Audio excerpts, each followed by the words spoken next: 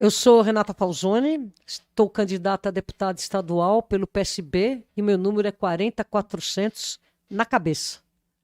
Sua opinião sobre aborto? Ótima pergunta. Vamos lá.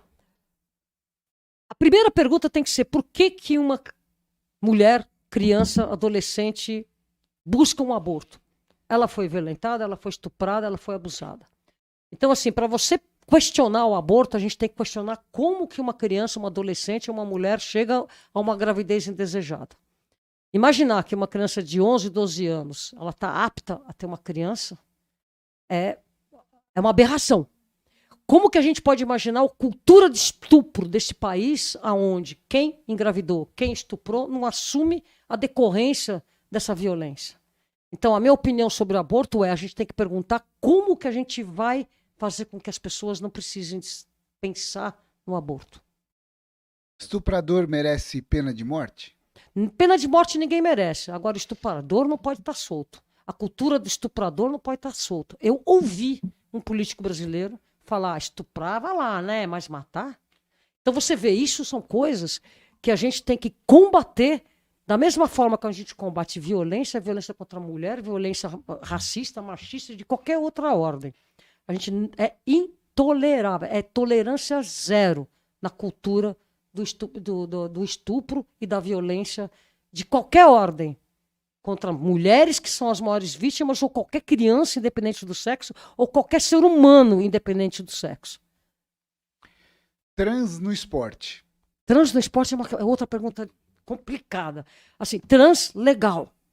Agora, é indubitável que a gente tem que colocar a questão dos hormônios. Não dá para você competir sendo mulher com alguém que nasce com uma fábrica de hormônios masculina. Por mais que essa pessoa não se identifique com o sexo dela e se identifique com o sexo oposto ou com qualquer outro. Aí as identificações são múltiplas e todas elas aceitáveis.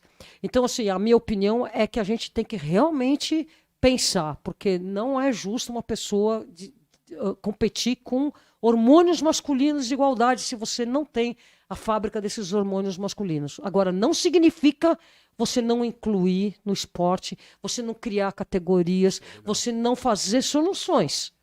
Né? O trans, será que a gente tem uma quantidade para criar trans masculinos e femininos?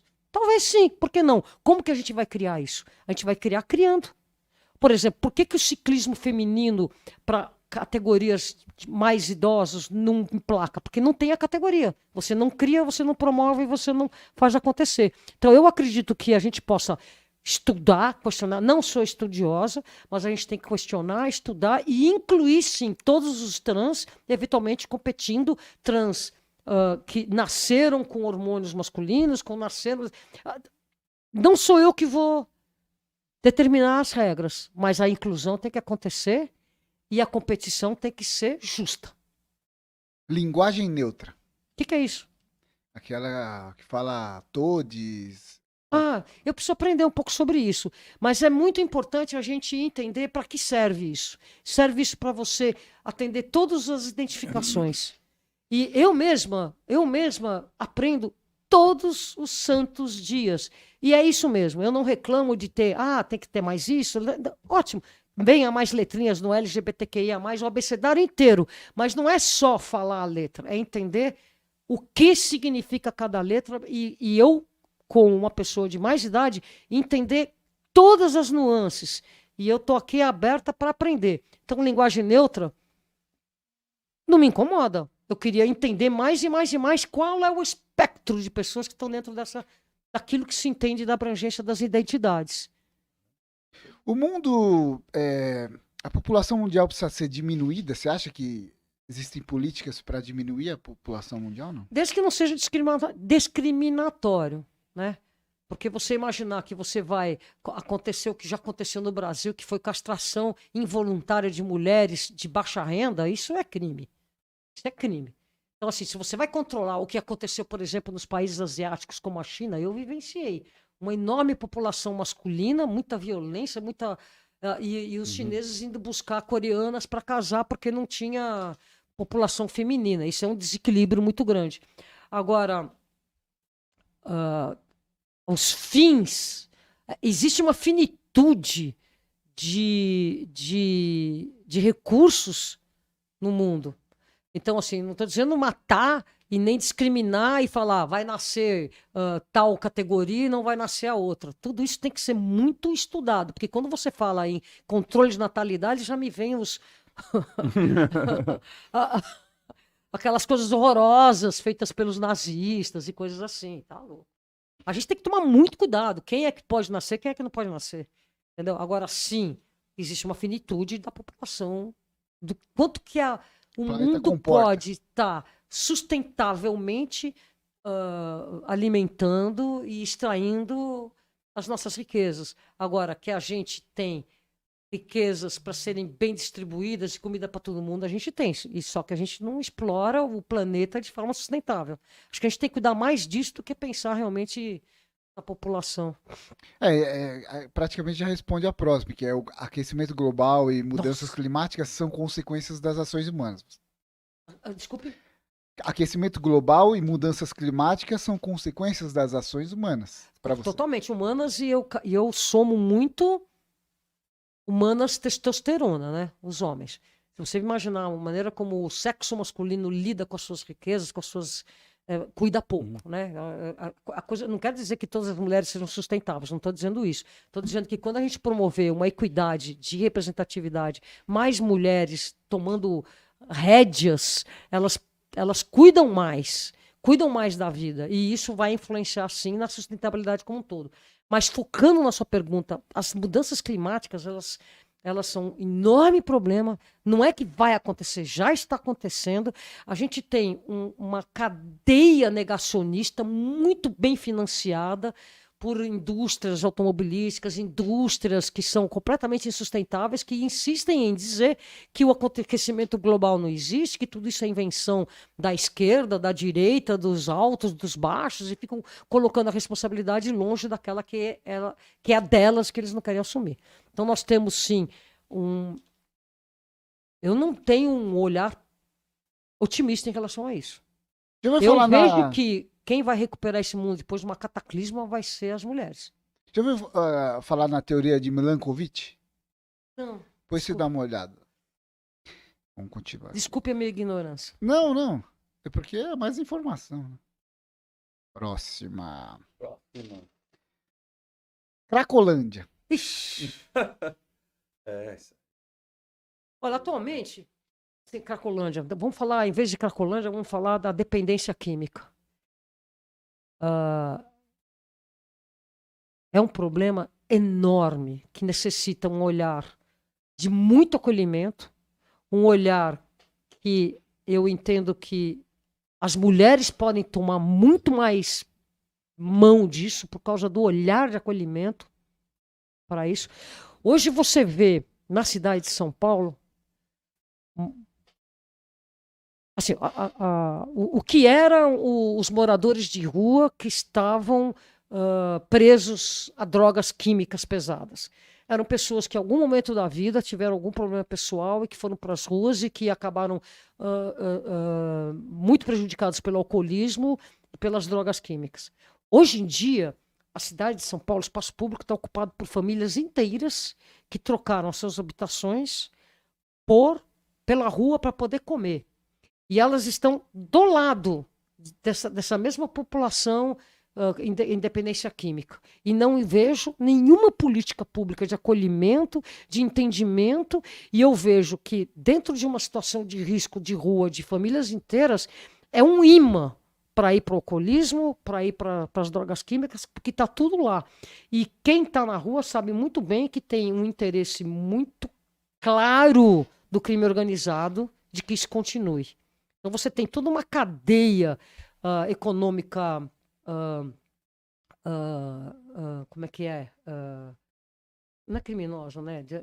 De crime organizado, uma cadeia econômica viva. Então é um problema enorme, uma droga dificílima de você sair se você não tiver um apoio pessoal muito grande, familiar muito grande. E se você perguntar qual é a fórmula, essa é uma pergunta de $1 milhão, porque no mundo inteiro você vê essa dificuldade. Os poucos projetos que eu vi, que eu conheci que deram certo, eles têm como base um acolhimento muito grande. Ocupação de trabalho e acolhimento. E não criminalização. Falei muito e não te dei a resposta que você queria. Porque não tem, né? Não tem. Não tem em nenhum lugar do mundo. Não tem. Você vai para Amsterdã, aquele lugar onde a droga, entre aspas, é permitido, as pessoas, você não vê olhos vivos naquelas pessoas. Por mais que elas estejam acolhidas, estejam, entre aspas, bem, que elas estejam legalizadas, elas não estão bem. Elas não estão bem, elas não estão felizes. Próxima. Liberação das drogas. Eu entendo liberação das drogas como não criminalização delas. É diferente de liberar. E cada droga é uma droga, né? Então, assim, a gente não pode comparar maconha de cocaína, de crack, ou mesmo alcoolismo. Né? Por exemplo, o álcool é liberado e ele é nocivo. Ele é nocivo. Para quem tem, para quem tem problemas de dependência química, o álcool é um gatilho. A Associação de Alcoólatras Anônimos trabalha assim. Então, assim, a liberação das drogas é uma coisa. Agora, a não criminalização, o acolhimento e você dar condições da pessoa conseguir liberar-se da dependência química, que todas as dependências são essas, são muito grandes. Agora, não parar de criminalizar, né? Você vai botar na cadeia um moleque que estava com 2 baseados no bolso, porque ele era negro, porque ele era pobre? Internação compulsória. Eu te confesso que eu conheci um caso bem próximo de mim de internação compulsória de um moleque de 17 anos. E que estava bem longe de estar nos craques e tudo mais. E resolveu. Agora, é isso próximo de ser um sequestro? Alienação dos seus direitos? Então aí eu pergunto, liberdade de expressão não é você falar mentira e ofender os outros. Opção para quem está na dependência química, ela não é racional. Então, assim, você chega numa criança e pergunta, você quer comer arroz, feijão, bife, batata ou você quer porcaritos? A criança vai escolher porcaritos. Então você dá total opção para ela querer ser internada ou não, mesmo ela indo de vontade própria, ela corre o risco de fugir. Então, assim, tem solução? De novo, eu estou em cima do muro. Eu vi um caso de um moleque resolver. Eu vi casos de pessoas internarem, o cara detonar a cabeça dele, ficar bastante traumatizado pelo sequestro que ele sofreu durante 2 anos, para ficar num como é que chama? Num internado, numa reabilitação contra a vontade dele. Saiu bem e recaiu. Então não tem fórmula. Assim, agora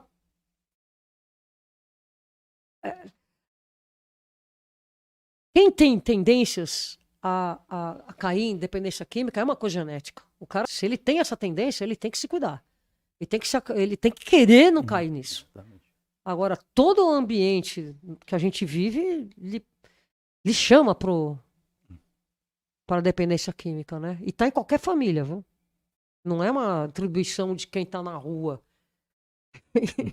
Isso é bem democrático, tá acontecendo em todas as famílias aí. Que usavam, né, essa internação compulsória politicamente. Eu né? assisti. Então, Eu assisti. por isso que proibiram. E agora, uma coisa é a internação compulsória, outra coisa é o higienista, né? Você tirar aquela população da rua e jogar ela em qualquer lugar sem ela querer, longe dos olhos da população que está reclamando da... Sem tratamento não funciona. Mas é que deveria tá. ter, né? Eu não sou nem um pingo ufanista da família e tudo mais, mas convívio social faz a diferença. Outro dia eu estava na rua. Pô, Renata, você não está me reconhecendo. Eu olhei, tô te reconhecendo. Você é fulano de tal, um morador de rua, que eu conheci ele, moleque, pedalamos muito juntos. O nome dele eu sei tudo, não vou falar. Uhum. E eu comecei a conversar com ele. Nós estávamos no meio da Avenida Santo Amaro lá. Onde você mora, etc e tal. Na hora que ele percebeu, onde você mora, etc e tal. Na hora que ele percebeu que talvez eu quisesse dar uma acolhida para ele, ele falou, Renata, para aqui. porque eu vou pisar na bola com você. Eu não quero pisar na bola com você. Olha que louco. Um cara muito amigo meu, pedalou muito comigo, etc e tal, virou morador de rua por uma questão de dependência química, etc e tal. Tá na rua, faz o que? Um ano que eu não vejo. Mora lá na região que eu moro. E ele mesmo foi refratário a um convívio social. Para não pisar na bola comigo. Então, eu não estou falando que eu acho que tem que ser assim ou tem que ter assado. Eu estou ilustrando a grande dificuldade que é você conseguir sair. Eu perguntei, você não tem vontade de sair? Eu falei, não, eu não tenho vontade de sair. Eu estou bem assim. E confesso para você que eu não sou nenhum santo. Por isso eu não quero ficar perto de você. Uma dúvida que eu tenho. As pessoas podem morar na rua, do jeito assim, de qualquer forma, com barraca, construir? Tem alguma questão assim? O que você acha sobre isso? Se elas podem morar na rua? É. Quem não tem para onde ir vai morar na rua. E você tá na rua, dentro de um centro como São Paulo, você não morre de fome. Porque a tendência é você jogar esse cara na rua, na periferia, longe, fazer como... Eu não sei, não me lembro qual cidade que fazia, eu não quero errar o nome, mas uma das grandes cidades do ABCD pegava os moradores de rua da cidade A, Põe da no cidade ônibus Z, e levava, né? e colocava na cidade A, B não vou falar nome porque tem... né, pegava da cidade X e jogava na porta da cidade Y, toma que problema é da outra prefeitura, né? Isso é criminoso. Assim, se o cara tá na rua é porque existe toda uma cadeia econômica desequilibrada e é isso que a gente tem que entender. Acho que também é a centralização, né? Tá tudo na cidade grande. Se tivesse descentralizado, talvez a pessoa não viesse para cá e talvez lá tivesse uma solução para ela na cidade dela, não sei. Não sei. Isso, por um lado, eu entendo o que você está falando, mas por outro lado, as oportunidades estão aqui. E você, de repente, centralizar a questão, às vezes ajuda. Um grande problema que aconteceu no começo da gestão Dória foi quando ele começou a higienizar os pontos de crack e eles pulularam em toda a cidade. Então agora você não tem mais uma Cracolândia, você tem ela distribuída por toda a cidade. Isso, eu não estou dizendo que é bom ou que é ruim. Eu estou dizendo que isso é uma característica de uma consequência de uma política higienista que, em vez de trabalhar uma coletividade que estava na mão, preferiu assoprar e espalhar. É aquele negócio que você falou, é muito difícil ter a solução, né? Não, a solução passa por acolhimento. A solução passa pelos próprios dependentes, daqueles que querem sair, equacionarem essas soluções e se comprometerem. Porque se você não passa para a pessoa uma responsabilidade, ela se comprometer com um projeto de vida, uma responsabilidade, ela sempre vai estar sendo paternalizada. E isso não é solução. A internação compulsória tem isso, não foi ele que decidiu. Alguém decidiu por ele. Na esmagadora maioria das vezes é bem provável que não funcione, porque ele não se comprometeu com o projeto de vida dele. Então você passa por uma cadeia de assistentes sociais, psicólogos, pessoas que vão conversar. Né? Você tem que acolher, você tem que entender. Cada um tem que escolher a forma como ela vai ou não sair daquilo. Ela tem o direito de falar, não quero. Como falou aquele meu brother, que tem minha idade, tá lá na rua. Para finalizar, fundo eleitoral. Fundo eleitoral. Eu entendo que o fundo eleitoral ele não pode ser dessa ordem como ele é. Eu acho que ele deveria ser muito menor e as regras de ter fundo eleitoral eu sou a favor, porque por que eu vou ter que ter dinheiro? Senão você só vai ter campanhas sucedidas para aqueles que têm muito dinheiro no caixa. Então, o que eu sou contra do fundo eleitoral? Ele ser... Quanto que foi o valor? 6 bilhões? Não sei quanto que foi. Acabou sendo... Não sei também. Absurdo. É absurdo. Eu me lembro, a última vez é muito dinheiro. Eu acho que ele deveria ser menos da metade e controladamente menos da metade. E dividido de forma com equidade. Né? Então, assim... é transparente. Eu, com 180 mil reais, 183 mil reais, eu fiz 26 mil votos para vereador, sendo que 23 mil reais eu não usei. Eu tive que devolver, tá lá no site como se eu tivesse usado, mas não, eu tive que devolver porque ele ficou na mão do Facebook, que não usou, eu tive que devolver esse dinheiro. Então eu usei 160 mil reais e consegui aqueles votos. Eu acho assim que uma campanha não podia passar de 300, 400 mil reais de cada candidato. A gente sabe muito bem que tem caixa 1, caixa 2, quer dizer, eu não tenho. É tudo declarado e tem que ser. E eu acho que tem que ser muito menos. Muito menos. E eu acho que sim, tem que vir dinheiro público e tinha que ser um máximo com poucas pessoas, porque aí quem trabalha na rua, quem tem militante, quem tem pessoas engajadas na causa, conseguem fazer a diferença, como eu fiz como vereador. Embora eu não tenha sido eleita, nós fizemos um lindo trabalho. Quando você vê, por exemplo, uma Luana Alves do PSOL, quanto que ela fez de voto, quanto que ela declarou, que eu tenho certeza que foi o que ela usou, é muito voto para pouco dinheiro. Então a gente tem que conseguir valorizar esse tipo de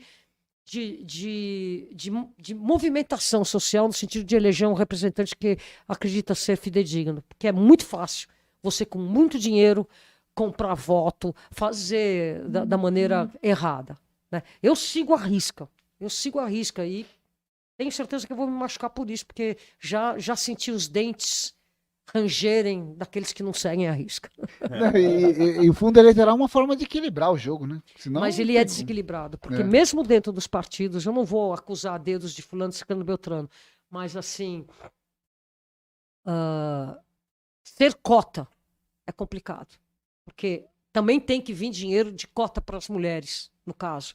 E os relatos é de bastante dificuldade nessa divisão, nessa isonomia. O machismo da política, ele é instituído sacralizado. Sacralizado. Para presidente, você vai votar numa mulher, não? Você viu a Eu não quero segundo turno. É. Eu não quero segundo turno. Mas não vai votar na mulher. Eu não quero segundo turno. Mas você votaria pelas ideias delas ou não? Sem dúvida. Só Sem por dúvida. ela ser mulher, Sem não importa a dúvida. ideia. Sem dúvida. Sem dúvida. Gosto muito, acho muito legal, mas a gente tem que ser prático, tem que ser pragmático. A gente tem que realmente resgatar os trilhos da democracia desse país. Eu não quero segundo turno e estou trabalhando para que ele não aconteça. A Dilma, para você, foi bem? Muitas coisas foram ótimas, outras ela pisou legal na bola. E quem é um político que está lá no comandando o país que não pisa legal na bola? O problema é que, por ser mulher, né, recebeu dedos muito mais indicadores. Né? Uma das coisas que eu gostei muito da gestão dela foi uma isonomia eu não diria, mas uma quantidade expressiva de mulheres em cargos importantes. Isso foi legal, isso foi interessante. Agora, aí vem o pessoal que não gosta muito dessa coisa de ver as mulheres tomando o poder, começam tudo que deu certo, deu errado, começa a iluminar muito, colocando a responsabilidade no sexo e não nas falhas humanas, né? Não é fácil a gente estar lá no comando e quebrar as máquinas arcaicas, né? É bem fácil a gente. Eu assumi um mês de vereadora. O sistema é bruto. Eu assumi um mês de vereadora. Posso dizer que em um mês, nós fomos apelidados aí pelo secretário de Esportes, o Milim, de 4 em 1. Nós fizemos 4 anos em um mês. E foi verdade, a gente trabalhou e trabalhou muito. A gente incomodou. A gente incomodou. Pra você ter uma ideia, eu estava outro dia lá na Mooca, veio um vereador. Quando vai falar mal, eu prefiro não falar o nome do cara. O cara era local lá e o cara falou: porra, você fez um excelente trabalho. Tudo. No último dia de trabalho meu na Câmara, gregos e troianos, esquerda e direita, falou: Renata, você levantou a vara do debate lá para cima. Claro. Assim, eu não conheço tudo, mas eu procuro estudar. Procuro estudar.